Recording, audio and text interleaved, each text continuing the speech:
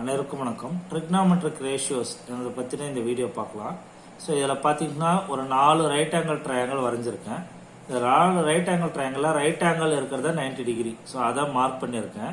அந்த ரைட் ஆங்கிளுக்கு ஆப்போசிட்டில் இருக்கிற சைடு, அதாவது ரைட் ஆங்கிளுக்கு ஜஸ்ட் ஆப்போசிட்டில் இருக்கிறது ஹைபாட்னியூஸ், அதான் பெருசு. சரிங்களா?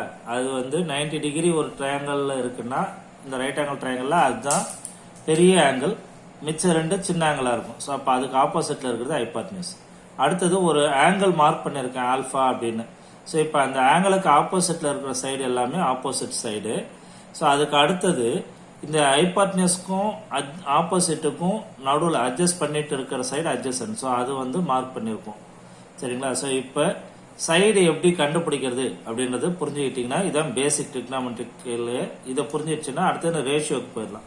ஸோ ரேஷியோ வந்து மொத்தம் 6: சைன், காஸ், டேன், கொசிகன், சீக்கன் அண்ட் காட். ஸோ சைன் டீட்டாவை பொறுத்த வரைக்கும் ஃபர்ஸ்ட் நம்ம ஆப்போசிட்ல இருக்கிறத பார்ப்போம். அப்புறம் இருக்கிறதுலே பெருசு ஹைபாட்னியூஸ். அடுத்து காஸ்க்கு வந்து அட்ஜசன்ட், ஆப்போசிட் முடிஞ்சதுன்னா அடுத்து அட்ஜசன்ட் ஹைபாட்னியூஸ். இப்போ சைன் காசோட டிவிஷன் தான் டேன். அப்போ ஹைபாட்னியூஸ் போயிட்டு தானா ஆப்போசிட் பை அட்ஜசன்ட் வந்துடும். கொசிக்கன் வந்து சைனோட தலைகீழி, இப்போ ஹைபாட்னியூஸ் பை ஆப்போசிட். சீக்கன் வந்து காசோட தலைகீழி, ஹைபாட்னியூஸ் பை அட்ஜசன்ட். காட் வந்து டேனோட தலைகீழி, அப்போ அட்ஜசன்ட் பை ஆப்போசிட். புரிஞ்சிருக்கும்னு நினைக்கிறேன். தேங்க்யூ.